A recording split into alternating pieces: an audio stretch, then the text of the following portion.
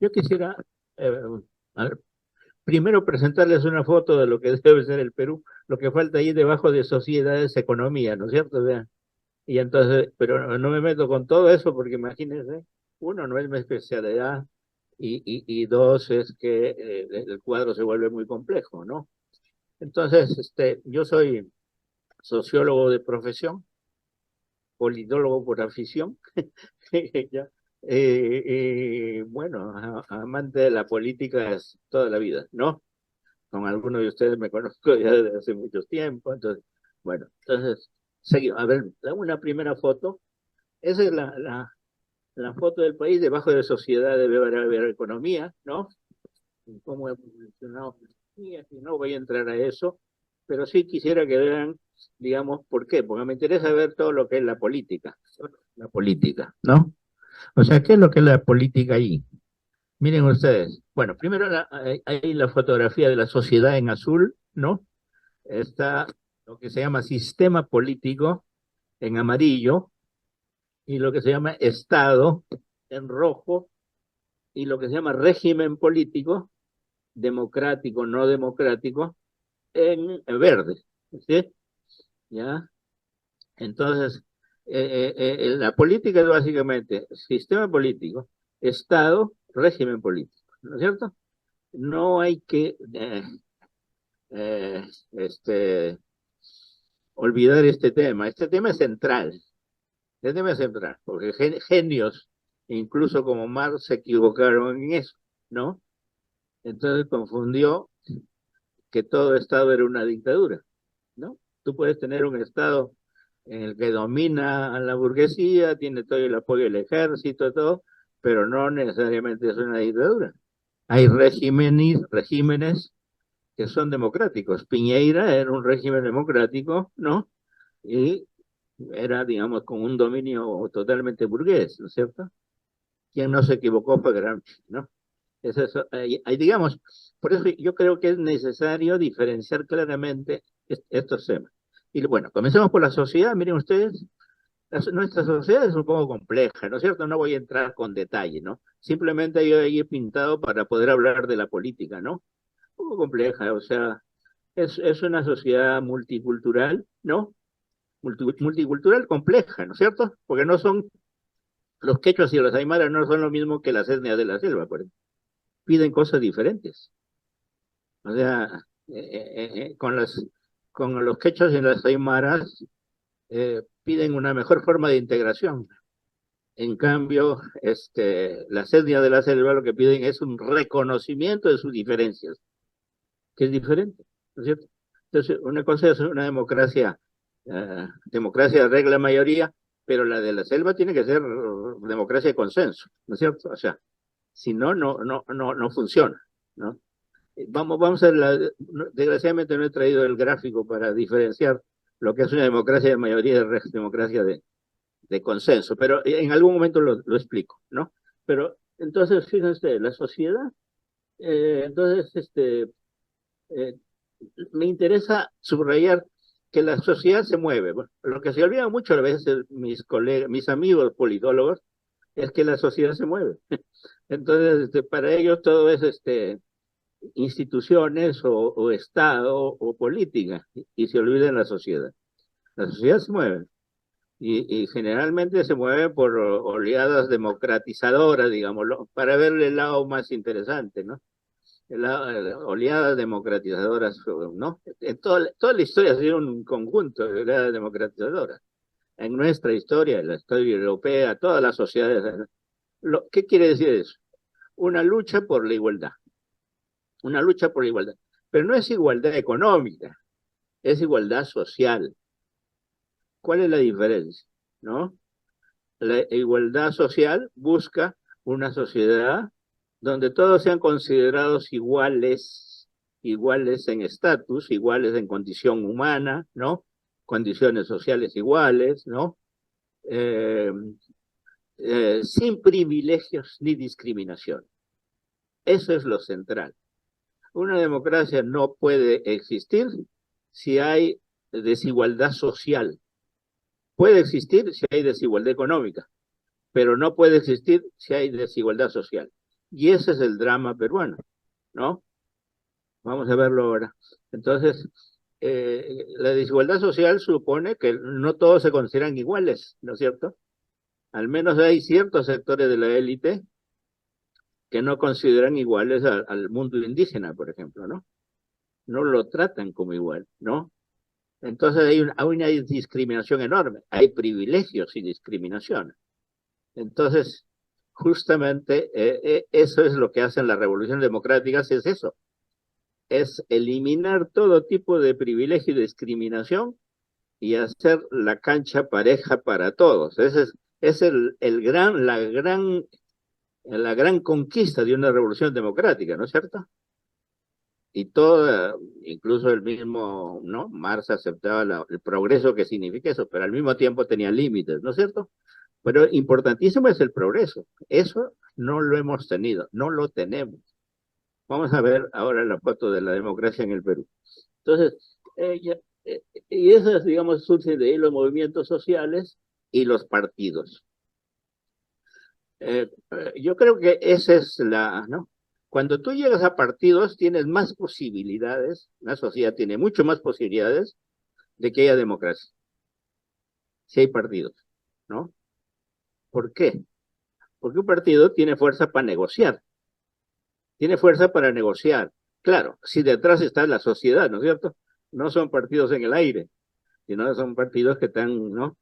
Respaldados en movimientos sociales, en fin, ¿no?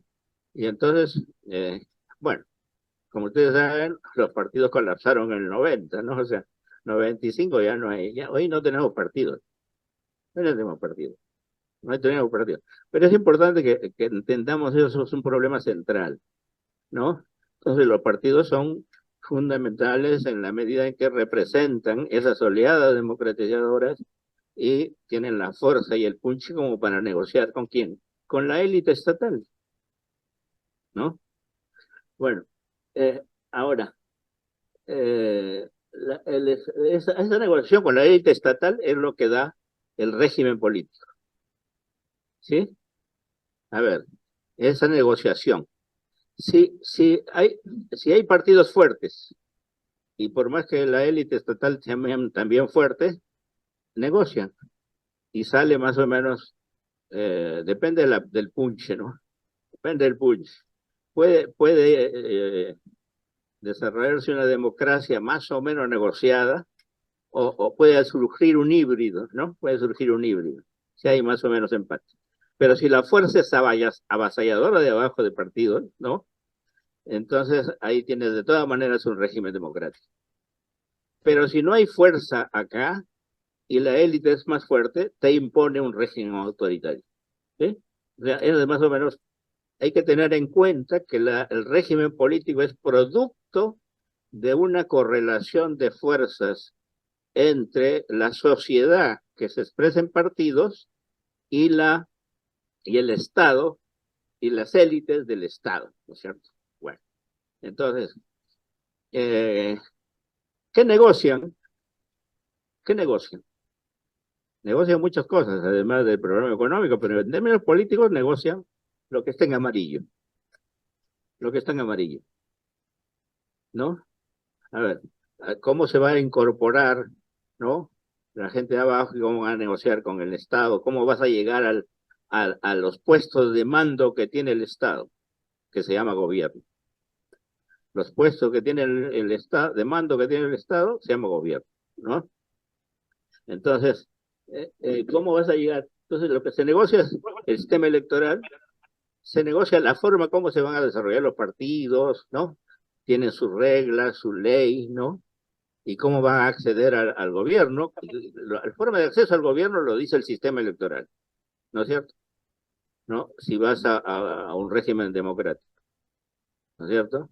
Y luego los partidos también, qué forma, cómo van a funcionar, hay leyes de partido, digamos, ¿no? Y luego la forma de gobierno. La forma de gobierno no es sino la relación que hay entre ejecutivo y legislativo en una democracia. No estamos aludiendo aquí a formas no democráticas, ¿no? Pero en una democracia la forma de gobierno se define por la relación ejecutivo-legislativo. Entonces, Cuando predomina el legislativo, el ejecutivo, tenemos el presidencialismo, ¿no? El presidencialismo se inventó en Norteamérica en 1787, ¿no? Eh, cuando las repúblicas norteamericanas que se independizaron, la independencia norteamericana dio origen no a una democracia, sino a 13 repúblicas. Entonces, cuando vino la guerra, se dieron cuenta que no podían manejarse como 13 repúblicas. Entonces dijeron, vamos a hacer el Estado de la Unión.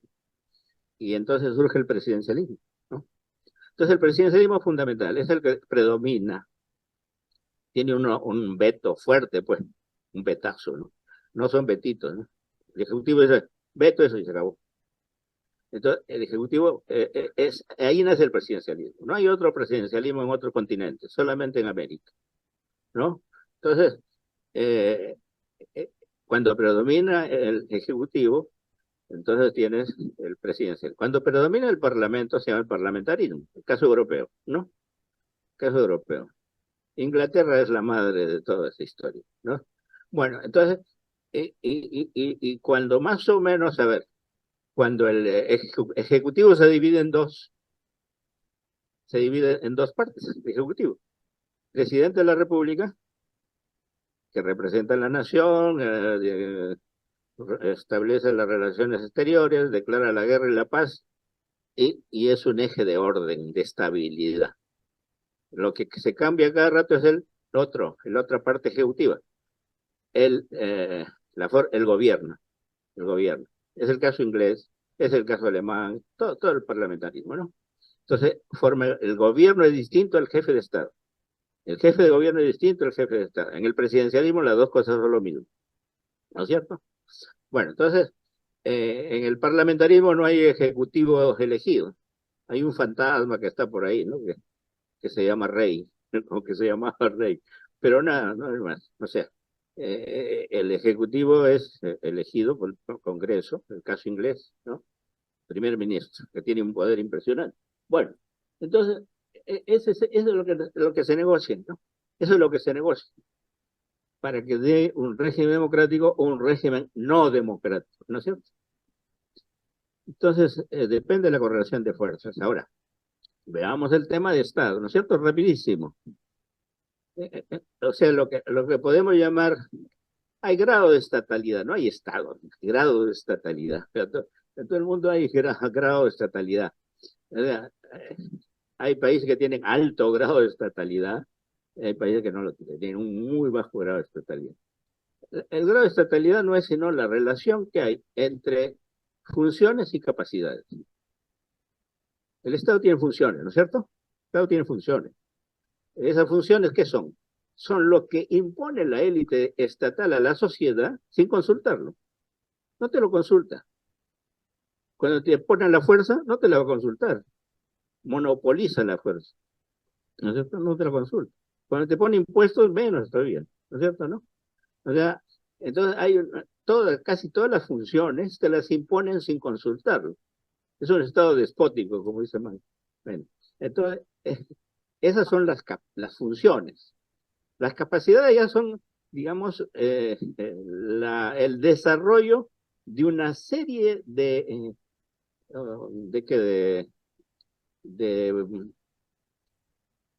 habilidades, destrezas, ¿no? De recursos, de diseños institucionales, organizativos, para para gestionar bien las funciones que tienes. ¿No es cierto? No sé si me explico bien. O sea, miren ustedes, si tú quieres tener un Estado que tenga muchas capacidades, tiene que estar bien diseñado. ¿No es cierto? Por ejemplo, la policía está pésimamente diseñada, por ejemplo, ¿no? Primero tiene un diseño militar que no debiera tener, ¿no? No debiera tener. Tiene un diseño organizativo pésimo, pésimo. Eh, en los distritos donde hay eh, menos inseguridad, hay más policías. Donde hay menos inseguridad, hay más policías. Y donde hay menos inseguridad, ¿cómo es? Donde hay más inseguridad, hay menos policías. ¿No? Puente Piedra tiene ¿cuántas? 3.000 personas por policía. San Juan de Lurigancho, 2.500 personas por policía. ¿No es cierto? San Isidro tiene ¿cuántas? 300 personas por policía. ¿Sí? Entonces, el diseño organizativo es pésimo, ¿no? Además de eso, habilidades y destrezas, ¿no? Habilidades y destrezas, o sea, capacidades, pero formativas, en formación. Les digo esto porque yo siempre tengo alumnos coroneles de policía o del ejército, ¿no? Que están en desarrollo de capacidades, ¿no? Están en desarrollo de capacidades. Y hay gente muy capaz. Ahora se desarrolla. Por ejemplo, les puedo decir, o sea, el comandante de la Marina es un tipazo. Tiene varias maestrías, una formación fuera también, acá también, estoy en la Católica, ¿no? Fue mi alumno, pero así varios, ¿no? Y entonces, eh, eh, en policía también hay algo, pero no es todo el cuerpo, pésimo, ¿no? Entonces, y luego tiene que tener recursos, tiene que tener recursos. Tú no puedes tener un buen Estado con 14% de presión tributaria, ¿no es cierto? ¿Qué es esto? La media es 23, ¿no? La media es 23 en América Latina. Brasil tiene 35, 36. Brasil. La OCDE tiene 36, ¿no es cierto? 35, 36. Ese es Estado de verdad, ¿no? Cardoso en una conversación me decía, mira, yo acepté ser ministro de Economía de Brasil porque nosotros, yo sé, manejamos el 50% del capital financiero. El Estado tiene el 50% del capital financiero. Entonces yo sabía que, que tenía un margen de maniobra para la política monetaria muy alto y podía bajar la inflación de 20 a 5 sin problema, ¿no? Y lo bajó, presidente 2 veces, ¿no es cierto? O sea, eh, los recursos son fundamentales y uno de los recursos fundamentales es la presión tributaria. No puedes tener tú un Estado con 14% de presión tributaria. Eso es un desastre, ¿no es cierto? Es lo que tenemos. 14, 15, ¿no es cierto? Bueno, y entonces, ¿ah? ¿Cómo? Sí, mi carro es una camioneta, ¿no? No. Ya, entonces, a ver, ¿en qué estábamos? Ah, ya. No, le decía, entonces el grado de estatalidad es la relación que hay entre funciones y capacidades. Tú puedes tener un grado de estatalidad muy alto. Desgraciadamente no he traído la foto del Estado, porque tengo una foto del Estado, ¿no? A nivel provincial, es para llorar. ¿Para qué se van a deprimir tan temprano? ¿No es cierto? O sea, porque entonces, bueno, entonces, eh, digamos que son estos, y al mismo tiempo son actor, el Estado es actor y es estructura también, ¿no? O sea, el Estado no es solamente un aparato de dominación, ¿no es cierto? Institucional, además, no es dominación arbitraria, institucional, con reglas. Todo Estado domina, el más democrático del mundo domina, pero sometido a reglas, ¿no es cierto? Ahora, entonces, son estructuras, pero también hay actores, son actores. Las élites son actores, las formas de gobiernos, los gobiernos son actores. Cada institución tiene sus actores fundamentales, ¿no es cierto? O sea, pero no todos son actores, ¿no? Entonces, son actores. Entonces, ¿quiénes negocian los actores? ¿Eh? Pero la estructura es fundamental, ¿cierto? La estructura es fundamental. Eh, ¿Cómo se llama? Zamora, Víctor, que fue ministro de Salud, me decía que cuando hubo la pandemia, hubo, solamente habían 100 camas UCI, 100 camas UCI y 3.000 camas hospital. Imagínense, en todo el país, ¿ah? En todo el país. Entonces, un desastre, pues. Cuando tú te preguntas, bueno, teníamos una comisión de trabajo sobre eso, ¿por qué tenemos la muerte más alta del mundo en términos, ¿no? ¿Por qué? ¿Tiene que ver con la estructura estatal o tiene que ver con las políticas que diseñan estos actores? ¿No? Y la verdad es que, bueno, se equivocaron en las políticas, pero lo central era una maquinaria que era un desastre, era un desastre. La maquinaria estatal era un desastre, ¿no es cierto? Que igual pasa en la escuela, en la educación pública, ¿no es cierto? Igual pasa en la educación pública, en todo, en seguridad, en justicia. Lo único que funciona bien, ¿cuál es? MEF, BCR, Superintendencia, SUNAT de vez en cuando, pero no sé, o sea, para cobrar en planilla, pero para cobrar de verdad no. Entonces eh, eh, eh, o sea, el aparato que está vinculado al capital funciona, pero los aparatos que tienen que ver con derechos de los ciudadanos son un desastre, ¿sí? Los aparatos de Estado que tienen que ver con los derechos de los ciudadanos son un desastre, ¿no? Entonces, bueno, ese es un tema de diseño estatal también neoliberal, ojo, eso, bueno, entonces ya la correlación de fuerzas, la negociación entre actores estatales, élites estatales, y los partidos es lo que da el origen al régimen político, a lo que está en verde, ¿no? Tú puedes tener un régimen democrático o un régimen no democrático. Lo contrario a democrático no es dictadura ni es autoritario. Lo contrario a democrático es no democrático. ¿Por qué? Porque lo no democrático tiene una serie de variedades. Una de las variedades es la dictadura, el régimen autoritario, ¿no? Eh, que es un híbrido, o el totalitarismo, ¿no es cierto? O sea, tiene un montón de variedades, ¿no? Entonces es lo no democrático. Por eso es que oponer democracia no es la dictadura, oponer democracia es no democracia, y no democracia es una serie de variantes. La variante que tenemos ahora, por ejemplo, es un híbrido, ¿no? No es una dictadura, es un régimen autoritario, ¿no? Entonces, bueno, vamos a ir por muchos, pero quería que vean esa foto. ¿Para qué? Porque lo importante es tener claridad sobre el conjunto de las cosas, ¿no? Comenzando, uno ve mejor las cosas cuando las ve así en un panorama grande, ¿no? Ahorita vamos a entrar ya con detalle. Vamos a entrar con detalle. A ver, pasemos a la otra. Ya. Esto es una cosa conceptual, ¿no?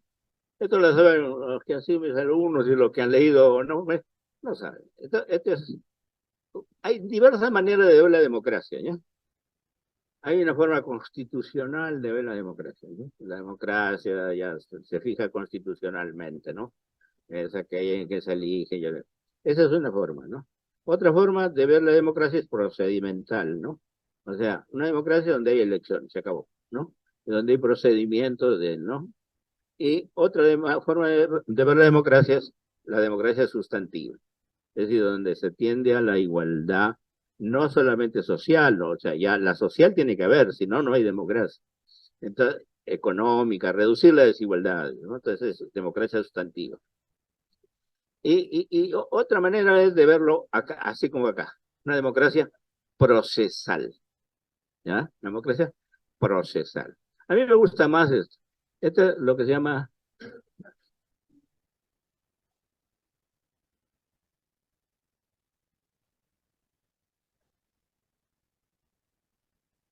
Entonces, tiene, no era el mío, ya, ya. Entonces, mire, la democracia procesal tiene una ventaja de verla, ¿no? Que lo ves cómo se va desarrollando, ¿no? Como proceso complicado, y más o menos habla de esta relación, de que la democracia es un producto de correlación de fuerzas, ¿no? Esta es la mirada de Robert Dahl, es la mirada de Charles Tilly, autores que yo prefiero, ¿no es cierto? O sea, no son de izquierda, bueno, Tilly sí, pero Dahl no, es un liberal, pero muy agudo, ha estudiado, toda su vida la dedicaba a la democracia. Tiene como 60 libros sobre la democracia, ¿no? Toda su vida la dedicó a eso. Bueno, entonces, esa es. Es de un gobierno cerrado, social y políticamente cerrado, puede ser. Por ejemplo, la oligarquía en el siglo XX, a comienzo del siglo XX, era una sociedad cerrada, social y políticamente. ¿Sí o no? Social y políticamente. No participaba la gente, no votaba, 2% votaba. Era totalmente cerrada, ¿no? Entonces, se fue abriendo la República Aristocrática. Bueno, ya, pero entonces parte siempre de una sociedad cerrada. Hay tres maneras de abrirse, hay tres maneras de abrir esa sociedad cerrada. O la abres a través de las liberalizaciones, que generalmente pasa. Cuando uno ve una dictadura, esto se aplica también a una dictadura, este esquema, para las transiciones, igual, ¿no? Entonces, cuando se puede ir abriendo a las élites que pelean por ciertas libertades o a la sociedad civil que entra, ¿no? El despertar de la sociedad civil en una dictadura, ¿no? Entonces comienzan a pedir libertades, ¿no es cierto? Se abren a las libertades. Se abren a las libertades y llega a ser lo que se llama una oligarquía competitiva, ¿no? Una oligarquía competitiva. O sea, son élites que entre ellos. Piensen en la República Aristocrática. Lo vamos a ver ahora en una foto, ¿ya? Entonces, República Aristocrática, ¿qué era?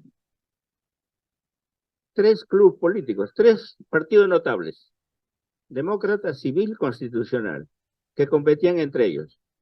¿Qué competían? Llegar al poder. ¿Sobre qué base? 2% de los electores. El 98% excluido. El 98% estaba excluido. Esa es la oligarquía competitiva. Eso funcionó desde 1896 a 1919. ¿Eh? Entonces, esa es la oligarquía competitiva. Ahora, eh, esa oligarquía competitiva se puede ir abriendo, como pasó en Inglaterra, por ejemplo, a que vaya participando ya la gente más, la participación. Ya no solamente la élite, sino que participa la gente en elecciones, ¿no es cierto? Y entonces se abre hasta llegar a ser poliarquía, lo que es, ¿no? Puede ser. O sea, poliarquía, ¿qué es? Es la democracia realmente existente. Poliarquía es la democracia realmente existente. La democracia es un sueño, ¿ya? Es un sueño, es un ideal. Eso pónganlo ahí en la nube, si quieren, ¿no? Al costadito. Es un poco un sueño, ¿no? La democracia es un sueño, es un ideal. La democracia como tal no existe, es la poliarquía. Ahora, la poliarquía y la democracia en algunos sitios está cerca, muy cerca. En otros es brutalmente diferente. En nuestro caso, por ejemplo, la distancia entre lo que puede ser la poliarquía, la democracia realmente existente y lo que debe ser la democracia, ¿no? Es un brutal el abismo. O sea, en cambio, digamos, bueno, tú vas a Europa, ¿no? Más o menos la democracia se acerca más. La poliarquía y democracia están más cerca. Pero entonces, eso que llama poliarquía es la democracia realmente existente. Y que ha llegado a ser porque, bueno, esa oligarquía competitiva se abrió un poco, ¿no? Para que participe la gente. Se abrió y llegó a ser. ¿No? Y luego, eh, esa es una manera de abrirse. La otra manera de abrirse, ¿qué es? A la participación. O sea, no se abren a las libertades, sino que la gente participe, que la gente participe, que entre a pelear por el poder, pero es participación, la pelea de fondo, la libertad no entra, ¿no? Es un poco lo que cuenta Tocqueville en Francia del siglo XVIII, XIX, ¿no? 18, perdón, sí, 18, siglo XVIII, ¿no? O sea, hay una pelea a nivel, digamos, de la lucha por la igualdad, pero la libertad no entra todavía, ¿no? O sea, lo que busca es igualación de condiciones, ¿no? Y, y, y eso es más o menos la Revolución Francesa, ¿no es cierto? Eso es la Revolución Francesa, igualación de condiciones. Y entonces, de la noche, con la Revolución se hizo un cambio enorme en igualdad de condiciones. Pero es un proceso realidad no solamente, pero ahí en esa fecha una ruptura. Bueno, entonces eh, se abre a la participación y da origen a lo que se llama hegemonía representativa, ¿no? Hegemonía representativa. O sea, que solamente es la participación, pero no el hecho de la libertad no está muy claro, no, o en todo caso no aparece muy bien en la lucha. Y luego se pueden abrir a las libertades. Se pueden abrir a las libertades y entonces, ¿no? Se produce la liberación y llegan a ser poliarquía también, ¿no? Es el caso alemán, ¿no? La República de Weimar. Es la República de Weimar, ¿no? Entonces, primero el caso inglés, el otro República de Weimar. ¿Y el caso francés cuál es? Salta, ahí me faltó poner, o se borró, no sé, hegemonía cerrada de frente a poliarquía, de frente. Esa es la revolución democrática. Esa es la revolución democrática. Porque las dos cosas van juntas, democratización y liberalización, ¿no? Igualdad y libertad, ¿no es cierto? De pasas de hegemonía cerrada de frente a participación. Esa es la revolución democrática. Eso es la revolución democrática. Entonces, haces en un año o menos, digamos, lo que Inglaterra hizo en 100 años, lo que Alemania hizo en 30 años, ¿no? O sea, llegas a eso. Por la revolución es así. Igual la revolución norteamericana fue más o menos eso, con la independencia, ¿no es cierto? Bueno, no voy a entrar en esa, en la historia, pero entonces esa es la revolución democrática, falta ahí, ¿no? Pero ahora cuando pintemos el Perú vamos a ver, porque he puesto como fracaso, ¿no? Bueno, ya vamos a ver. Entonces, ¿está más o menos claro esto? ¿Sí? O sea, por favor, estas cosas conceptuales tienen que quedar más o menos claras. Pasemos a una fotografía de la democracia peruana. A ver, ahí está la revolución. Ya, entonces, ya. Entonces, sí, ya, ahí está.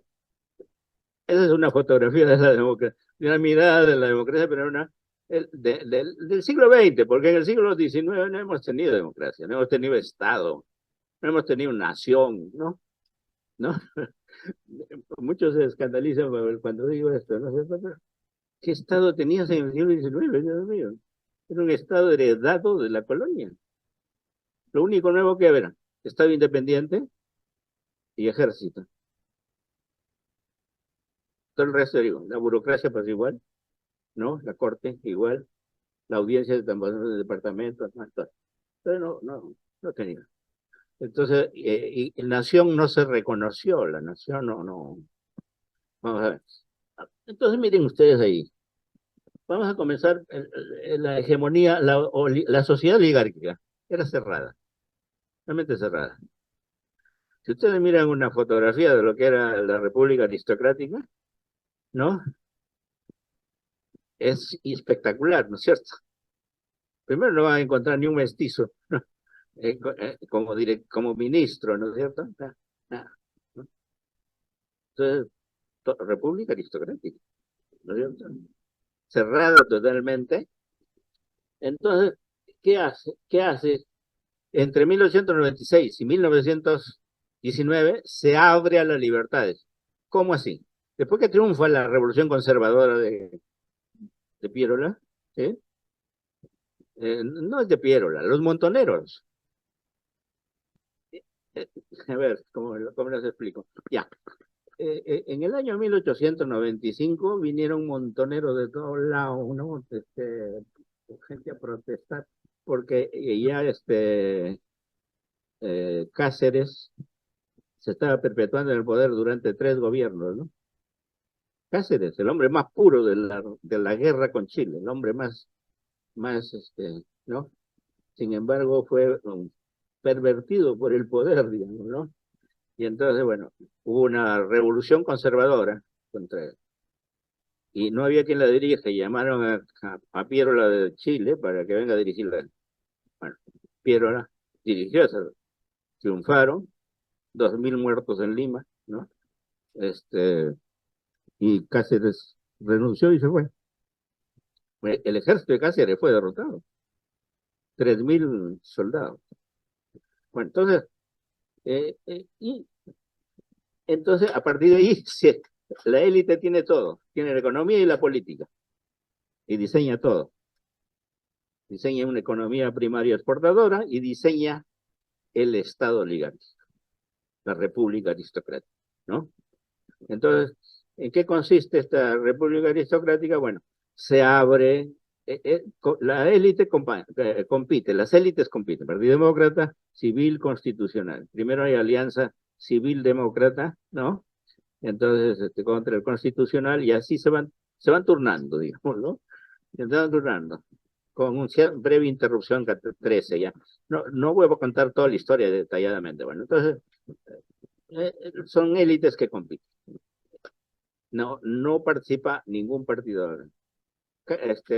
González Prada no quiso ser candidato a la presidencia ni organizó. Se organizó como partido, pero tuvo miedo de ser presidente. Oye, bueno, era un anarquista.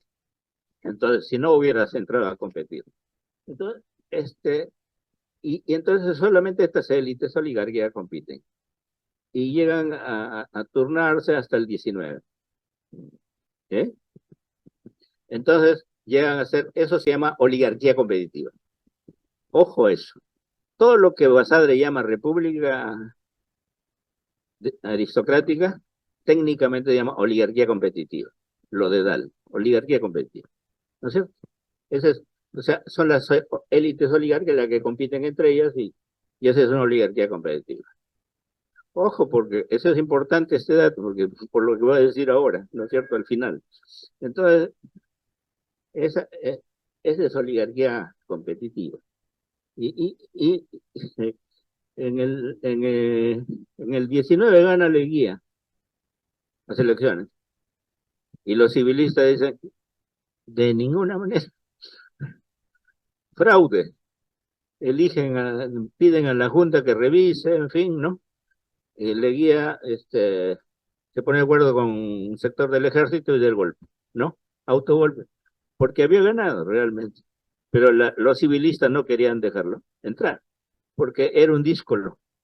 Había sido civilista del Partido Demócrata, pero bueno, era un poco díscolo. Y en realidad lo que quería era una ruta burguesa. Leguía que quería una ruta burguesa, no una economía de señores, sino una economía burguesa, ¿no?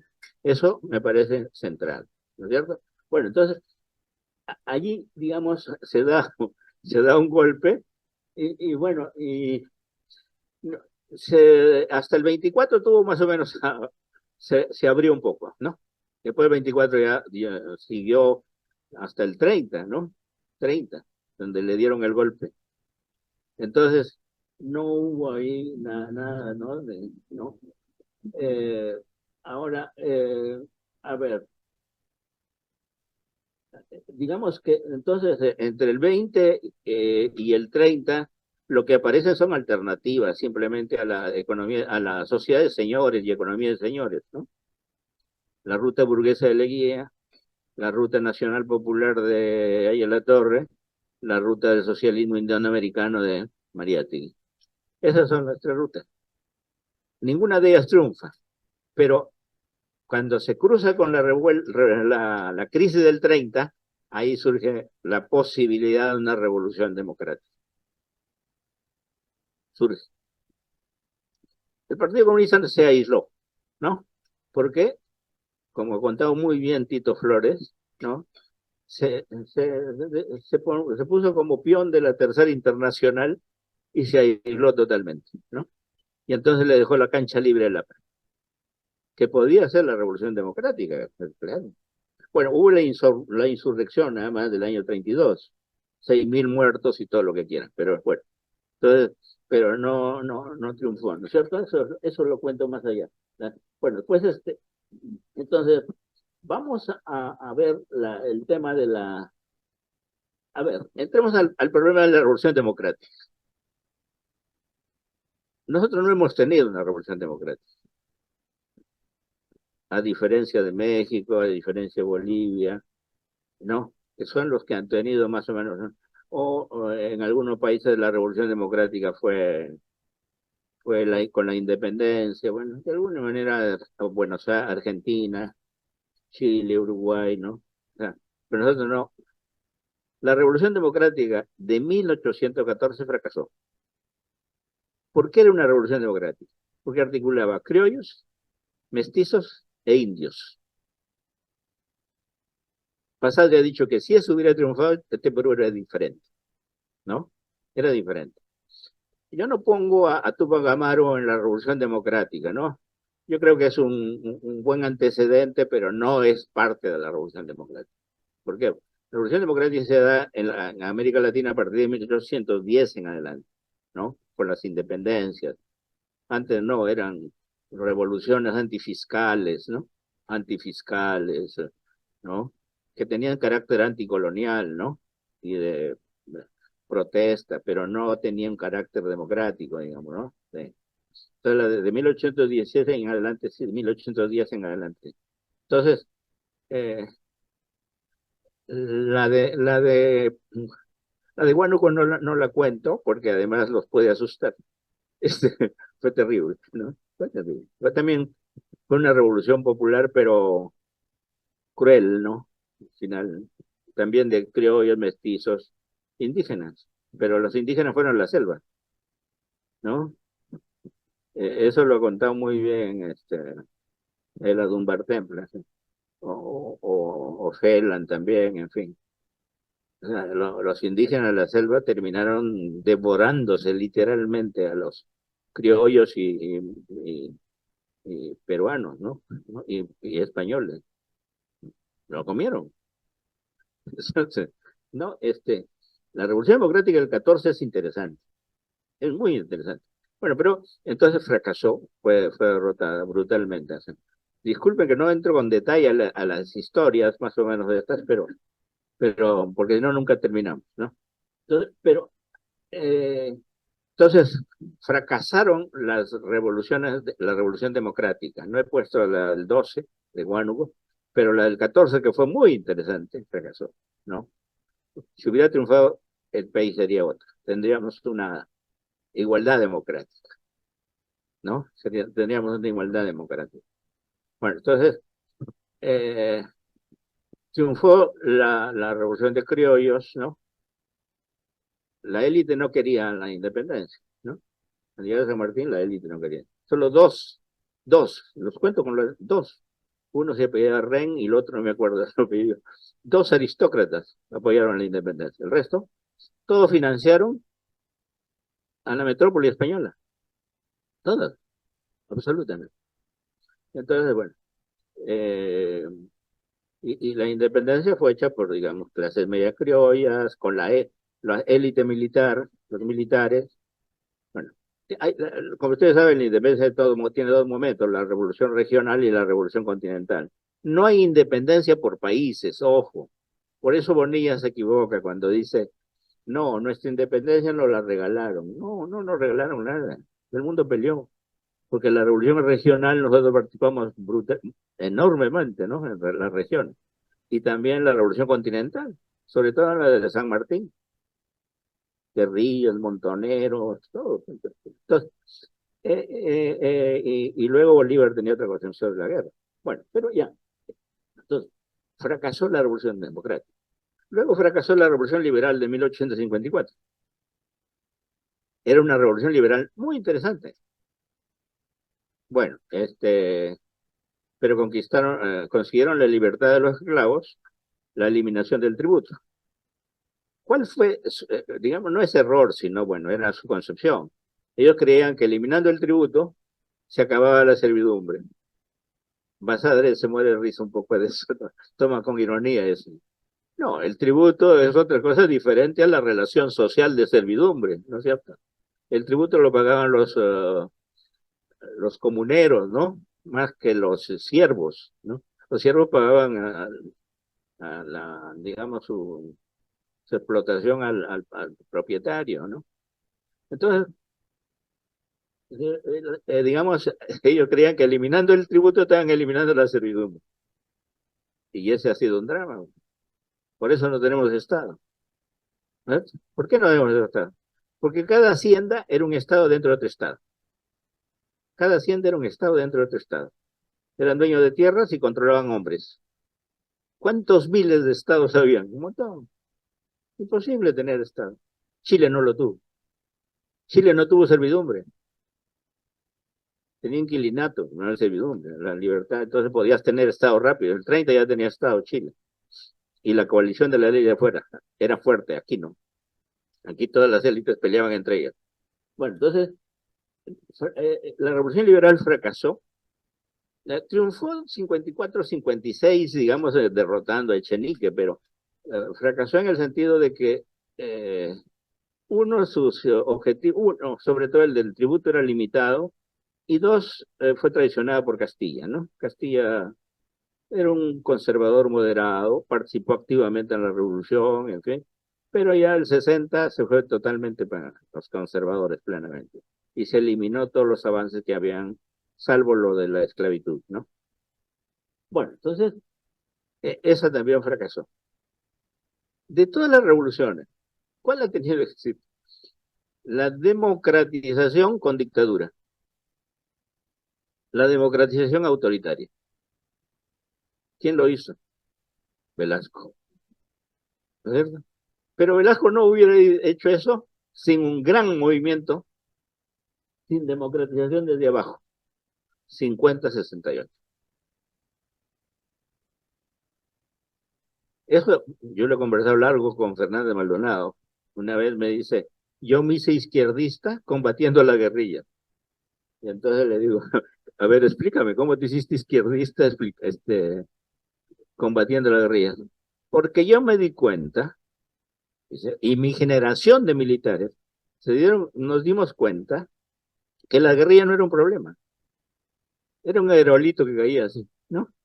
El problema era la ira social contenida de la gente, sobreexplotada, expoliada, ninguneada, despreciada, ¿no? Esa, y se había despertado, que era la servidumbre. La servidumbre comenzó, los siervos comenzaron la movilización, no se olviden ustedes, o sea, yo tengo la edad suficiente como para decir que todos los días los periódicos sacaban, ¿no? Desde el año 50 para adelante, ¿no? Invaden la hacienda tal, invaden la hacienda tal, invaden la hacienda. Los campesinos decían, recuperamos la hacienda. Entonces, ese era el tema. Entonces Fernando Manuel dijo, nosotros nos dimos cuenta que si no hacíamos una revolución desde arriba, en serio, iba a producirse una revolución de abajo que no sabíamos en qué podía terminar. Y lo han dicho varios militares, no solamente él, ¿no? Y bueno, los que hicieron la revolución fueron 7, como ustedes saben. 7 nada más. 4 coroneles y 3 generales. Y todo el resto se adhirió, los restos de militares del ejército. También se adhirió la Fuerza Aérea, y la Marina toleró, ¿no? Bueno, eso es lo que produce la más grande democratización de la historia. Nunca hemos tenido una democratización como esta. Eliminó la servidumbre, 31% de siervos. Si tú tienes siervos, no tienes democracia, ¿no es cierto? ¿Cómo? Entonces eso me parece importante tomarlo en cuenta, es la democracia autoritaria. O sea, es una dictadura en la que hace la democracia social y política más profunda de la historia, ¿no? Bueno, entonces, eso en cuanto a democratización, tengan en cuenta bien eso, ¿no? Ahora, veamos el tema de la participación, ¿no? O sea, la participación se abre poco a poco, ¿no? ¿Quién ha jugado un papel central ahí? ¿Quién es? La educación. La educación. Porque en 1896 se acordó que solamente votaban los que sabían leer y escribir, que eran 2%. Entonces, todo eso votaron hasta el 19, 2%, ¿no? Pero al mismo tiempo, hubo un ministro civilista brillante, brillante, yo le reconozco un montón de méritos, Polar apellido, un Enrique Peña, que tomó 4 medidas importantes, con 4 medidas importantes. Primero, la educación pase del municipio al Estado central. Segundo, eh, dedíquese el 20% del presupuesto de la educación, del presupuesto a la educación. Instrucción no estaba dentro de justicia en este momento, ¿no? Pero le pusieron pues 20%. Ahora, ¿cuánto es? 16 creo, ¿no? 16% le dedican a educación, más o menos, ¿no? O sea, no, bien, ustedes pueden verificar, pero es un poquito menos que 20. O sea, 20 del presupuesto está dedicado a la educación. Ya, vale. Y tres, crearse en las normales, créense en las normales. Se crearon las normales para maestros. Y la revolución, la decisión más revolucionaria, ¿cuál fue? Todos los maestros del campo. Todos los maestros del campo. Esa es una medida. ¿Qué significa eso? Más allá de que quieran imponer, homogeneizar la cultura, no. Lo que querían es que todos tengan el mismo bien público. Todos tengan el mismo bien público. Que el Estado se construya homogéneamente en todo el país con ese bien público. Pero no hicieron más con educación, con salud, perdón, ¿no? Si eso hubieran hecho, ya tenías otros estados. Pero con educación se hizo. Con educación se hizo. Ojo. Y entonces, en 1930 están votando 7%. 7%. Es un avance enorme, ¿no? ¿Por qué? Por la educación. El 48 ya está votando, no, el 45, 48 vota mucho más gente todavía. Cuando el 45, 48, Arguedas y ¿cómo se llama? Valcárcel quisieron poner la educación bilingüe, los indígenas decían, pero si ponen la educación bilingüe no aprendemos nada. O sea, para ellos aprender era también aprender español. Y para los civilistas, enseñar era enseñarles, era castellanizar. ¿Sí? Por eso es que, digamos, cuando Velasco quiere poner el bilingüismo, también hay una resistencia fuerte, ¿no es cierto? Bueno, entonces les digo eso porque la educación sí cambió mucho, cambió, y hizo aumentar la participación masivamente, ¿no? Entonces, no hay cambio en la regla de juego, salvo el 56, cuando participa la mujer. Pero no hay cambio en la regla de juego, no hay ningún cambio en la regla de juego, salvo el 56 que vota la mujer, ¿no es cierto? Este, bueno, ya la razón del voto no voy a entrar a discutirlo, pero las feministas me pueden pegar. Pero, claro, porque no fue una conquista de las mujeres. Podría dijo, no podemos permitir que cualquier bandolero entre a Palacio. ¿Quién era el bandolero? Belaúnde, ¿no? Entonces, vamos a darle el voto a la gente sensata. ¿Cuál era la gente sensata? La mujer, ¿no? Era la mujer. Pero se equivocó Adrián, porque la gente sensata votó por Belaúnde. O sea, la mayor parte de las mujeres votaron por Belaúnde, ¿no? Bueno, entonces, eso, digamos, para decirles, la educación juega un papel central en la participación política, ¿no es cierto? En la participación de la gente, y que fue aumentando, y más, obviamente, los partidos, ¿no? De clase media, sobre todo. Aquí no ha habido movimientos electorales. Nosotros nunca hemos tenido movimientos electorales, como en México, ¿no? Movimiento, o sea, que queremos participar, o sea, no. Aquí, digamos, los movimientos tienen otro carácter. Ha sido básicamente los partidos de clase medio, izquierda, que le dan, ¿no? Querían que abrían la participación a todos, ¿no? O sea, o los liberales en el siglo XIX, ¿no? Herrera debatiendo con Gálvez, con Pedro, pues, impresionante. Pero Gálvez era liberal, quería que todos participen, ¿no? Herrera un teócrata, ¿no? No, solamente los que están, son representantes de Dios en la tierra, tienen que votar.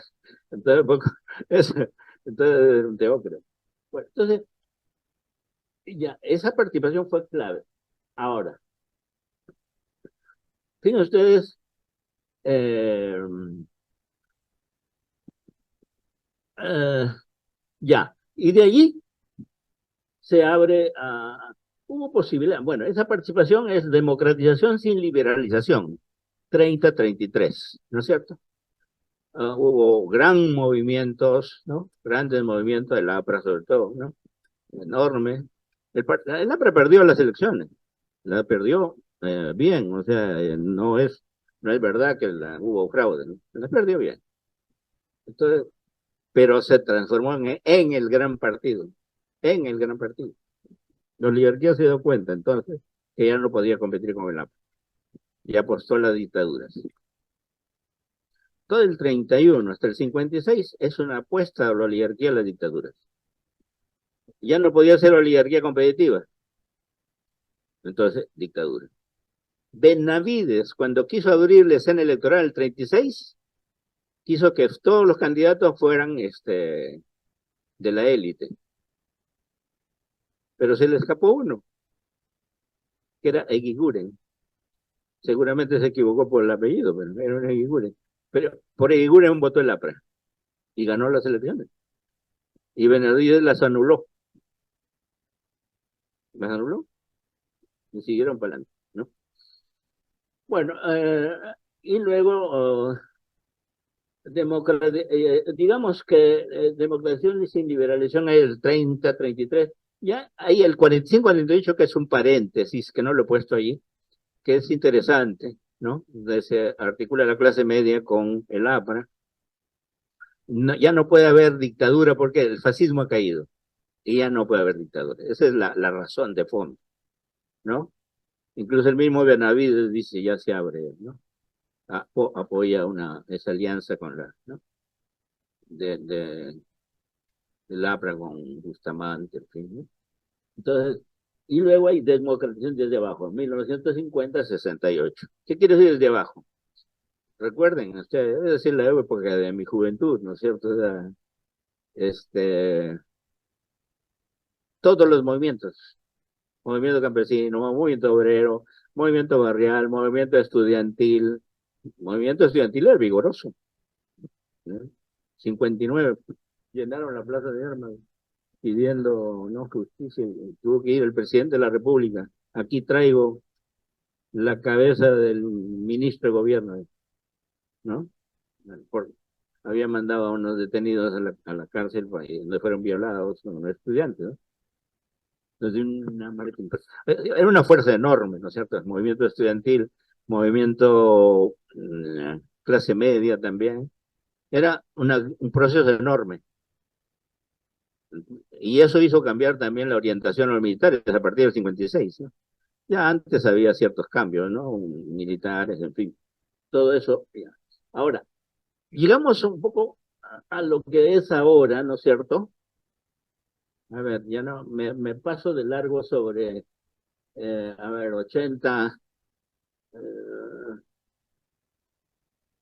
a ver, no sé, bueno, ahí no, hay cosas que he obviado porque ya no cabe en el cuadrito, pero la transición democrática del 78, 80, ¿no? Y recién tenemos la revolución, la democracia electoral, ¿cuándo? Después la democratización autoritaria. Recién tenemos democracia electoral. Es una democracia electoral, ojo.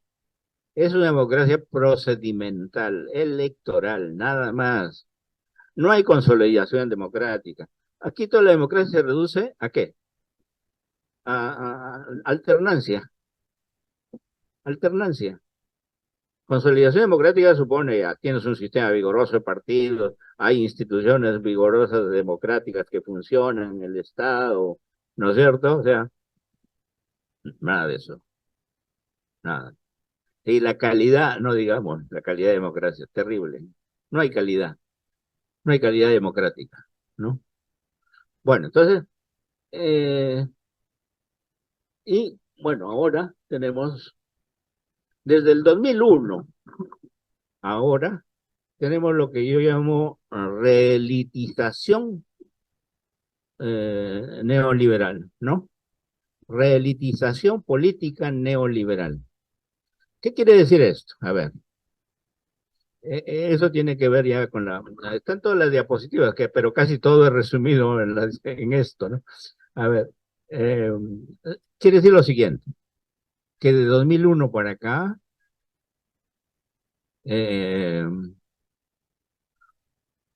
digamos, ganan gentes que no son del sistema neoliberal. El mismo García, 2006, ¿no es cierto? No gana porque es un neoliberal. El único que gana siendo neoliberal es Kuczynski. Ninguno de los otros, todos son centro izquierda. Pero todos se transformaron en presidentes neoliberales. ¿Eh? ¿Qué pasó? Entonces, bueno, ahí viene la historia.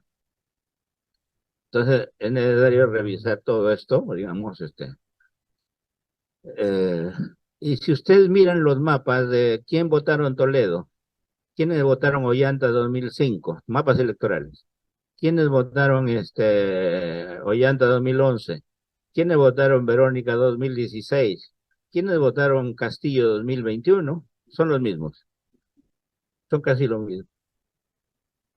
O sea, es todo el sur más todo el mundo andino. Ese es el mapa. Ese mapa no cambia. Los volátiles son no son los electores, los volátiles son los políticos. De tal manera que eso que dice la ciencia política produce una gran volatilidad electoral no es cierto. O sea, supone que los partidos son fijos y los electores volubles. No, es al revés. Aquí tú tienes un mapa fijo y yo les aseguro que en la próxima se va a repetir, ¿no? Tienes un mapa fijo desde 2001 hasta acá. Hacia atrás había que ver, no sé, yo no lo he visto, pero con Magallanes hemos hecho esos mapas de votos de electores, los que votan a nivel distrital, ¿eh? Y hemos encontrado eso, es lo mismo.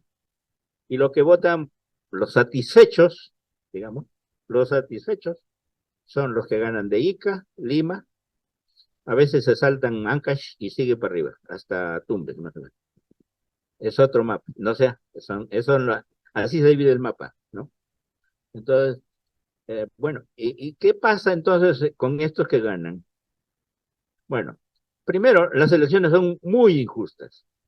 Si tú quieres tener elecciones, una democracia electoral justa, tú tienes que tener elecciones libres, competitivas, ¿no? Periódicas y justas. Justas. ¿Qué quiere decir justas? Que todos tienen que tener las mismas condiciones para competir, ¿no es cierto? O sea, que todos tengan los mismos recursos para competir. Pero si ustedes analizan todos los candidatos, no todos han tenido, no, no, este, solo Ollanta tuvo, ¿no? Eh, 3 millones de dólares de la Odebrecht, ¿no? Yo no lo supe en ese momento, yo lo supe después, pero yo estaba cerca de eso, pero no, yo no lo supe. Entonces, cuando salió el escándalo, le pregunté a Lerner, no, tampoco, dijo que tampoco sabía, pero me parece raro. Bueno, ya, entonces, ya, es el único. Todo el resto, no. Pero en cambio, la señora Keiko, millones, millones, en todas las elecciones, millones de dólares. Entonces, ¿qué justo puede ser una competencia así? Y además, todos los periódicos, yo me acuerdo ya de las elecciones de 2011, ¿ya? Hasta la iglesia estaba en contra, la jerarquía estaba en contra. O sea, todos los poderes fácticos en contra, la televisión, los periódicos, no tenía ninguno. Quizás salvo la República, no sé, no me acuerdo bien, pero sí, no estaba alineada por él. Pero entonces, casi todo en contra, todo. Y les ganó a todos juntos. Ahora yo me pregunto, ¿y para qué? ¿No es cierto? ¿Para qué le ganó a todos juntos? Bueno, pero se dan cuenta, siendo injustas, sin embargo, bueno, había recibido 3 millones, ¿no? Pero digamos, en general hay esa una. Dos, no solamente son elecciones injustas. Ahora, en segundo lugar son, digamos, no sé, hay una especie de elitismo de quienes manejan el poder económico y político, eh, sobre todo de los gobiernos que son elegidos desde abajo. O sea, apenas surges, o sea, apenas ganas, ¿qué es lo que viene? Presiones, chantajes, halagos, corrupción. Yo no tengo pruebas, pero yo no dudo de que algunos los compraron. Los compraron. O sea, si financian a los perdedores, ¿por qué no van a financiar a los ganadores? ¿No es cierto? ¿Por qué? Entonces, los compraron y gobernaron dentro del modelo neoliberal. O sea, pero era periodicazo limpio, todo. Se- o sea, una presión, chantaje para que no gobierne con el programa que ganaron, sino con el programa de los perdedores. Esa es una elitización, ¿no es cierto? Obviamente. Y un desprecio por el elegido por los de abajo. Los elegidos de abajo, nada, nada. La cosa fue más dramática con Castillo, ¿no? ¿No es cierto? ¿Por qué? Porque incluso se le dijo, no, este no ha ganado. Fraude, inventaron un fraude. ¿No es cierto? Inventaron un fraude. Dijeron, no ganó, no ganó. Y todo el mundo inventó, no, es fraude. No había ni un fraude. Bueno, pero es imposible que llegue. Ya, apenas llegó, al día siguiente ya había que vacarlo, ¿no? Había que vacarlo. Y entonces tres vacancias, ¿no? Tres mociones de vacancia, ¿no? En un año y medio. Bueno, entonces, eso, digamos, es obvio, ¿no? Y luego, cuando dicen fraude, ¿no es cierto? ¿Qué votos quieren anular? Los de los indios, ¿no es cierto? Es que anulan los votos de los indios. Entonces, te cuenta, y los mejores estudios de abogados se desplazaron a tratar de ver cómo, ¿no? Para anular el voto de los indios. Bueno, y luego las vacancias y las presiones por sacarlo, pues, bueno, enormes, ¿no? Y claro, Castillo contribuyó a eso también, ¿no? Castillo contribuyó a eso. Con uno, incapacidades, eh, o sea, de no saber escoger la mejor gente, aunque ahí hay alguna, yo voy a decir por qué, y luego, obviamente, corrupción. Era la corrupción de los pirañas contra los tiburones. Yo creo que eso es lo que se da allí, ¿no? Una pugna de pirañas contra tiburones. Toda la lumpenburguesía informal, ¿no?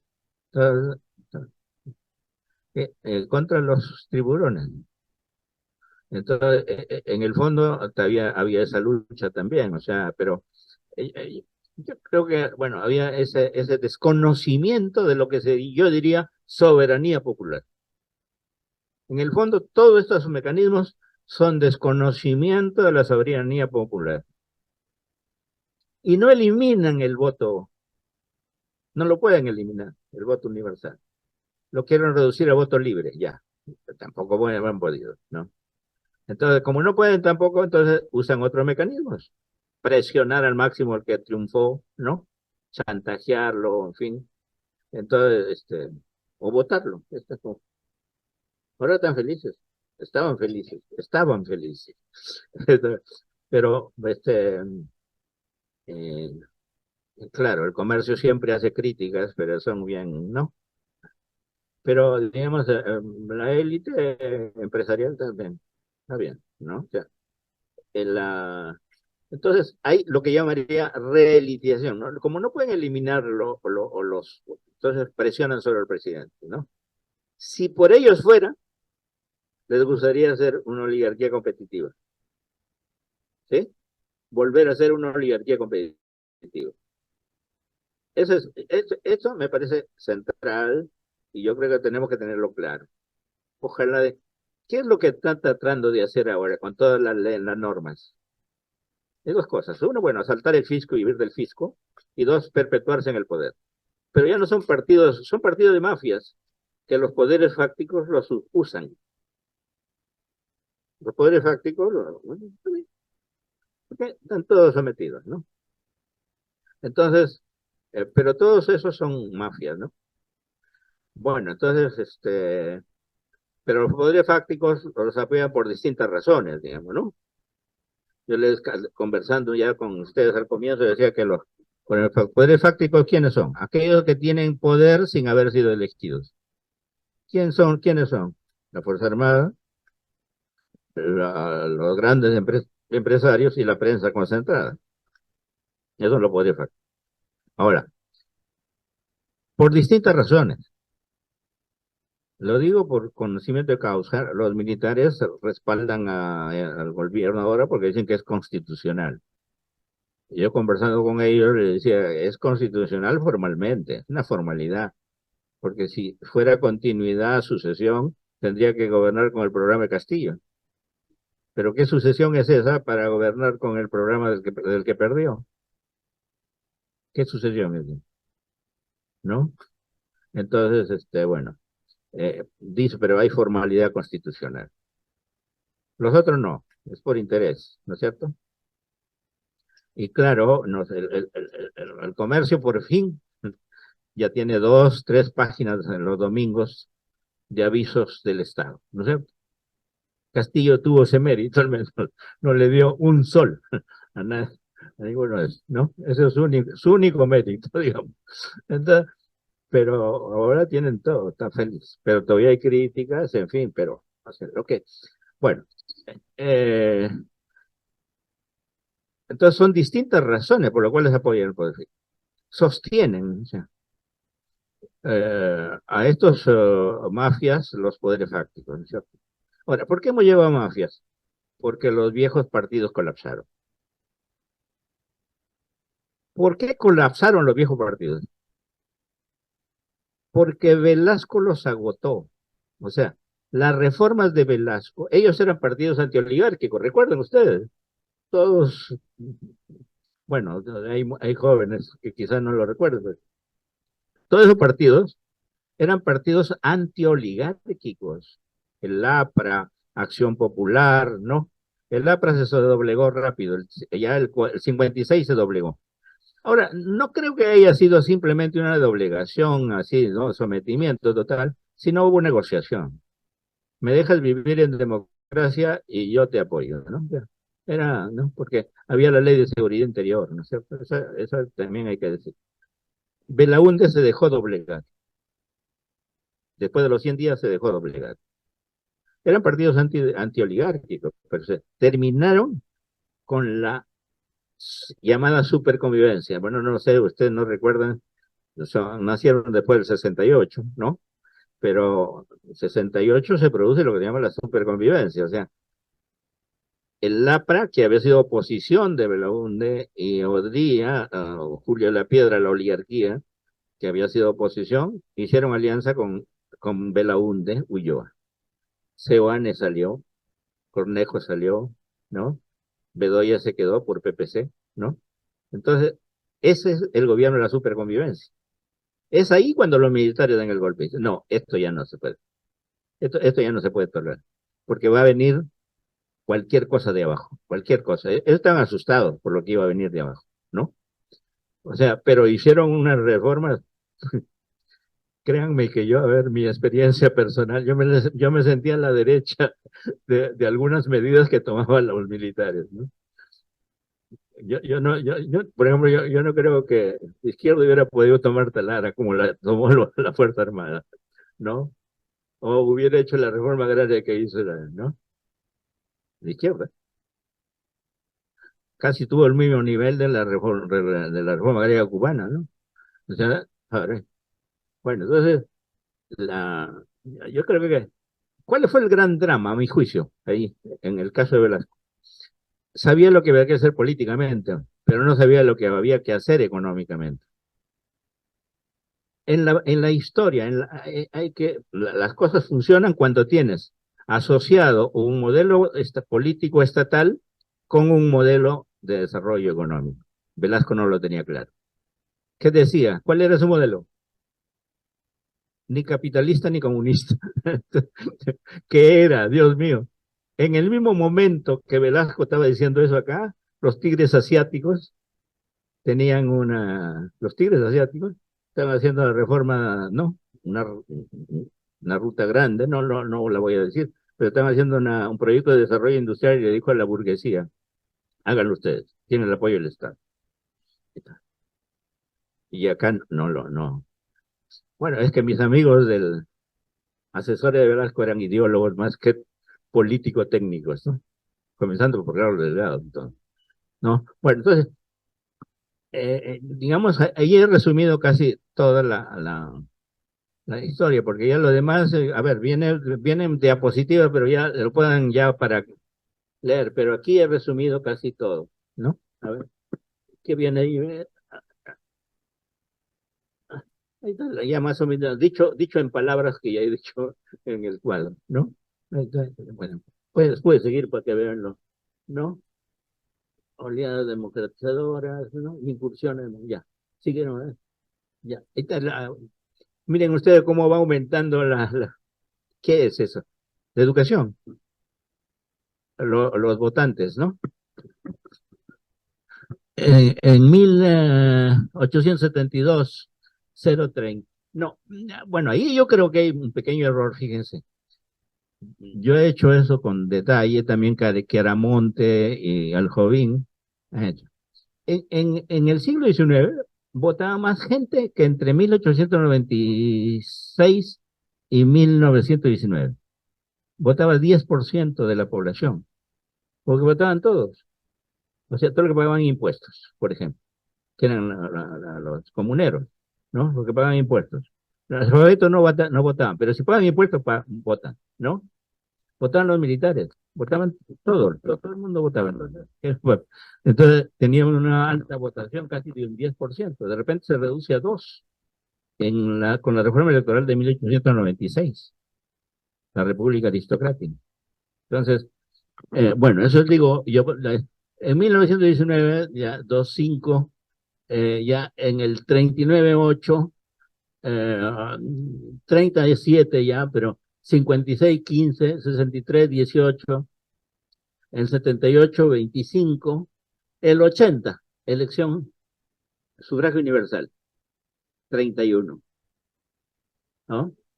El 90 sube ya a 35, ya, bueno, el resto es, ya, no sé, ese es incremento, digamos,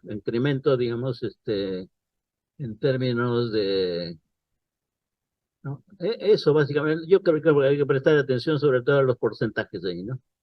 ¿No? El número de electores, ¿saben? El número de electores, en millones, creo, ¿no?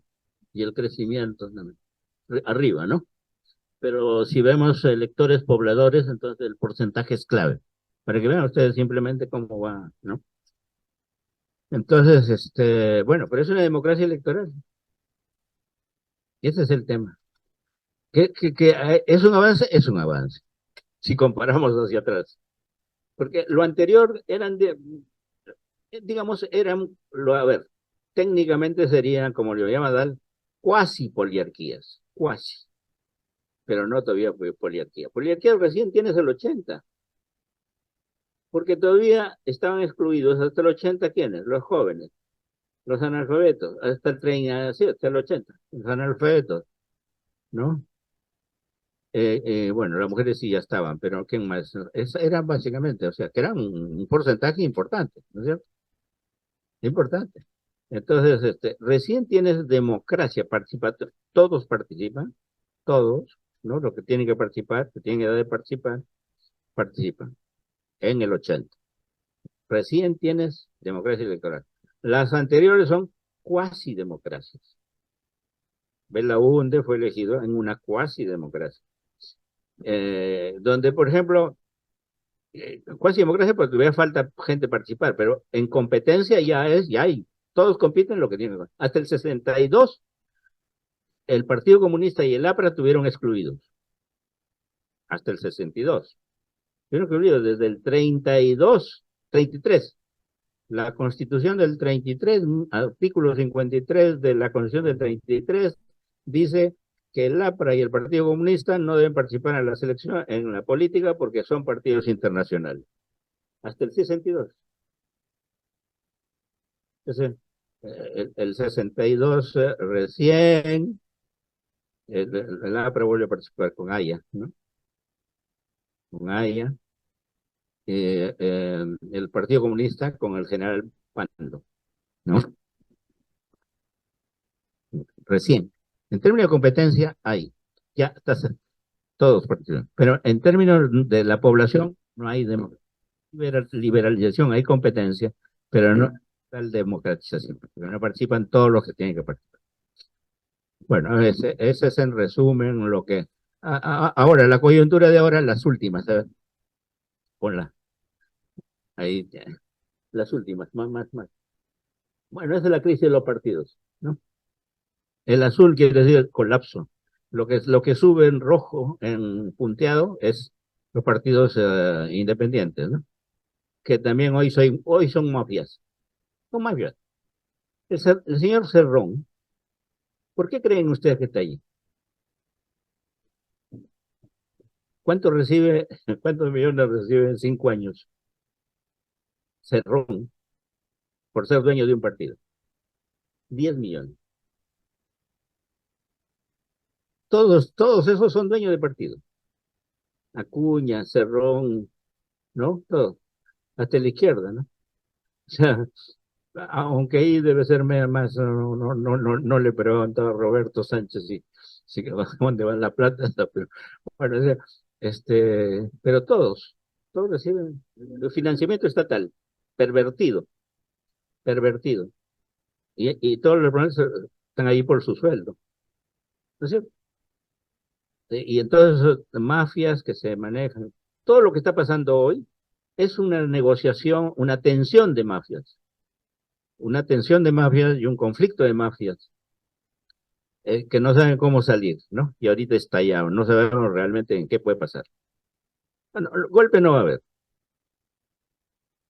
pero sí un zanfarrancho. Miren, a ver, sigue, por favor. Todo eso son partidos. Ahí está ahí está una foto de la democracia a nivel provincial, ¿eh? A nivel provincial. Todas las provincias son puntos, ¿no? Eso está hecho cuantitativamente, ¿no? O sea, la línea de abajo es participación. ¿Qué porcentaje participan, no? La línea vertical es libertades, liberalización.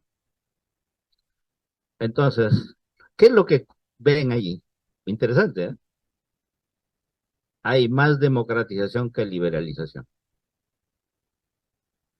O sea, la gente participa más, pero no son liberales. Hay un déficit liberal. ¿Qué es lo que quiero decir con esto? La gente, sobre todo en el campo, son conservadores. Pueden ser radicales políticamente, incluso económicamente, ¿no es cierto? Pero socialmente son conservadores. Se lo puedo decir les cuento una anécdota, o sea, me llamaron, yo tengo mucha relación con el campo, yo vengo del campo, soy un hombre del campo, pero ahora tengo mucha relación, y me llama, doctor, me dicen, ¿cuál es la voz? Bueno, le digo, vamos a votar Verónica, yo voy a votar Verónica, ¿ves?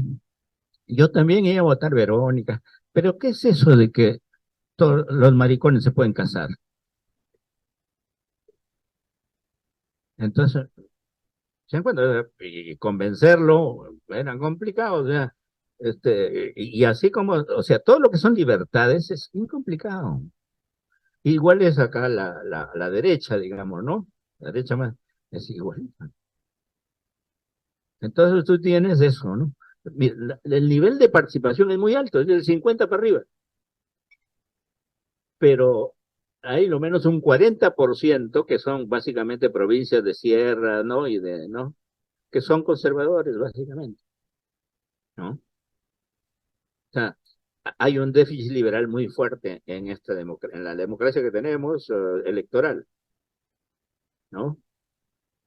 Y si quieren ver la foto de la democracia ya en mapa, a ver, ahí está. Lo que es verde es donde hay un poquito más de democracia, ¿no es cierto?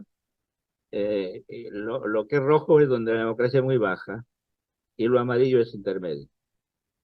Si ustedes van a los países nórdicos, todo es verde. No, Estados Unidos todo es verde, ¿no? Europa todo es verde, ¿no? En Estados Unidos puede haber algo amarillo, pero bueno. Entonces, aquí solamente Chile se aproxima a todo verde, Uruguay a todo verde, Costa Rica a todo verde. Todo el resto sería casi parecido a esto. Sobre todo el mundo andino es parecido a esto, ¿no? Eso es lo que ven ustedes en términos de mapa de la democracia, digamos, ¿no? En términos de participación y libertades, ¿no? Lo que está en gráfico acá está puesto en un mapa ahí, ¿no? Las provincias son básicamente costa, ¿no? Y algo de sierra, ¿no? Pero, no, habría que ver el mapa del estado también, desgraciadamente no lo he traído, por ahí está, pero no, bueno, este, ya, bueno, la otra diapositiva, a ver, ahí está la crisis. Esto que está allí, no lo voy a leer, te lo voy a dejar. Resume un artículo que acabo de escribir para una revista que se llama Discursos del Sur, más o menos una de 25 páginas. Entonces, ¿no? O sea, donde analizo la crisis de ahora. ¿Qué es lo que ha pasado? Miren, ahí está. El discurso golpista. Lo digo así con franqueza, voy a decir, yo digo, yo soy, creo, el único que digo que no ha habido golpe de Castillo, ¿no? Por varias razones, ¿no? Yo he conversado con la gente de eh, de los mandos militares, ¿no? El más alto mando militar del ejército y luego después el más alto mando militar de la Marina. Y bueno, que me contaron qué es lo que pasó, ¿no? ¿Qué es lo que pasó? O sea, la verdad es que Castillo estaba harto de que lo quieran vacar. Y entonces a la tercera lo llamó al comandante general del ejército y le dice, ¿me apoyaría? Si yo cierro el Congreso, como me lo pide la gente de provincia. Le dijo,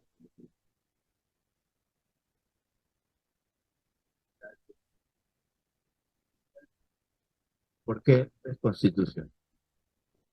Sigue el camino constitucional. Después de un mes le dijo lo mismo a los tres comandantes generales. ¿Qué pasaría si cierro el Congreso? ¿Me apoyan o no? Y entonces los tres dijeron no, porque no es sigue el camino constitucional. Y siguió el camino constitucional. Recuerden ustedes que Torres renunció. Entonces, pidiendo que devolvieran el derecho del referéndum a la gente. Y lo puso como cuestión de confianza. Pero no se lo dieron, ¿no es cierto? Y entonces era la primera negación. Pero el Parlamento dijo que no y su congénere, el Tribunal Constitucional, dijo que no también. O sea, ¿cómo no va a ser negación de confianza? ¿No? Es como la negación fáctica, negación. Entonces, bueno, era una negación, pero ya, no la consideraron. Entonces puso a Betsy Chávez, que era peor que lo dijo, esta no le dan, no, porque no le den, pero no dejaron ni exponer su discurso siquiera para pedir voto de confianza. Aceleraron todo. Y entonces Castillo, sin embargo, se había preparado hasta la víspera. Eso, el dato que estoy dando, se había preparado para defenderse en el Congreso. Entonces, el gran drama es qué pasó en la mañana. ¿Por qué hace un viraje? ¿No? Yo creo que hay dos hipótesis. Una es mía y otra es del comandante general del ejército.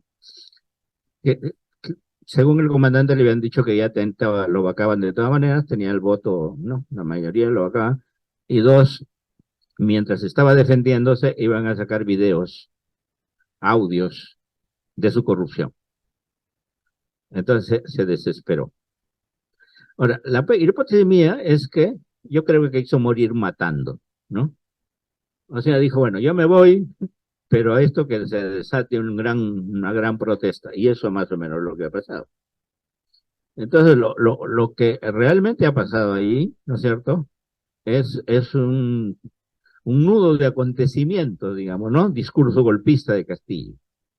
Luego viene el contragolpe del Congreso, porque es un contragolpe. El que ha dado los golpes aquí en este país es el Congreso, desde 2016, ¿no es cierto? ¿Cuántos presidentes hemos tenido hasta el 20, hasta ahora? 6 presidentes en 7 años. 2 elegidos por el pueblo y 4 por el Congreso. ¿Quién da los golpes? El Congreso. Pero lo disfraza de que sigue el camino constitucional. Pero son golpes parlamentarios. Entonces, bueno, la gran inestabilidad viene de ahí, ¿no sé? Viene de ahí. Entonces, a Castillo estaba harto y entonces ya cuando Dione dice, bueno, me voy, no sé qué es lo que puede pasar, pero espero que, no. Más o menos esa es la hipótesis que manejaba también Torres, ¿no? Recuerden que él dijo, habrá sangre, no sé qué, ¿no? Bueno, más o menos era la hipótesis. Bueno, entonces, yo diría, eso fue lo que desató toda la protesta, ¿no? Primero es un estallido, ¿no? Pero no es un estallido que meramente espontáneo, es una cosa organizada a nivel, sobre todo el campo, ¿no? Yo creo que primero comienza siendo en el campo, ¿no es cierto? O sea, para mover tanta gente es movilización del campo y luego, digamos, hacia el distrito, la provincia, el departamento y se extiende, ¿no? Todo el sur andino, ¿no? Llega a 18 regiones. Entonces, bueno, a una más que otras, pero sobre todo diciembre y enero. Es decir, interesantísimo. Todos estos datos yo los he trabajado fíjense ustedes en lo que es la Defensoría del Pueblo, cuando estaba la chica esta, ¿cómo se llamaba? La, no, no, está, ¿ah? Antes después que renunció el defensor, la sustituyó la defensora, ¿cómo? Exacto, ella. Ella hizo un excelente trabajo. Fíjense ustedes, contabilizaron día por día todo lo que pasaba. Hay reportes diarios de la Defensoría del Pueblo de lo que pasaba en todos los lugares, ¿no? Y es interesantísimo seguir eso, ¿no? Y después hicieron un informe global, el informe 190, de todo lo que pasaba hasta enero, más o menos, ¿no?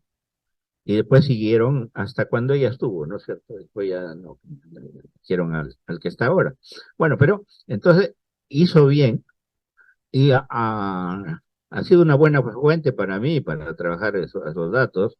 Y también una otra fuente importante, bueno, eh, yo creo que el CID recoge de Defensoría, no tiene nada nuevo. El CID, ¿cómo se llama? Comisión Interamericana de Derechos Humanos, recoge básicamente datos de. Y quien ha hecho algo nuevo es las Naciones Unidas. Lo de Naciones Unidas, léanlo por favor, es terrible, tremendo, tremendo. Es el informe más aplastante contra el gobierno, ¿no? O sea, ¿por qué? Se mete a trabajar los expedientes. No solamente usa todos los datos anteriores, sino que se mete a trabajar los expedientes de toda la gente, ¿no? Asesinada y todo esto, ¿no? O sea, y todo lo que pasó. Entonces, entrando a eso, ya llega a conclusiones muy claras sobre lo que realmente ha pasado, ¿no?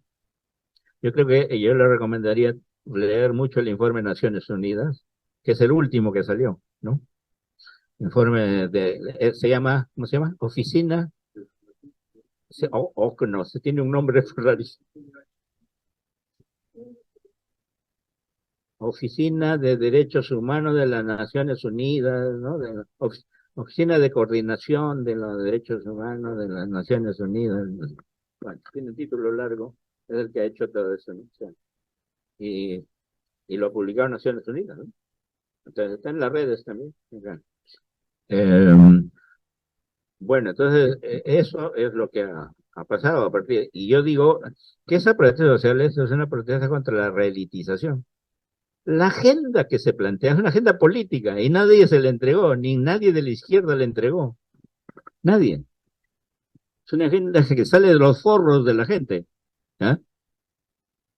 Es una agenda que sale de los forros de la gente. ¿Ya? Que renuncie a la DINA, que más, que se vaya al Congreso, elecciones generales adelantadas, eh, consultas sobre la Asamblea Constituyente.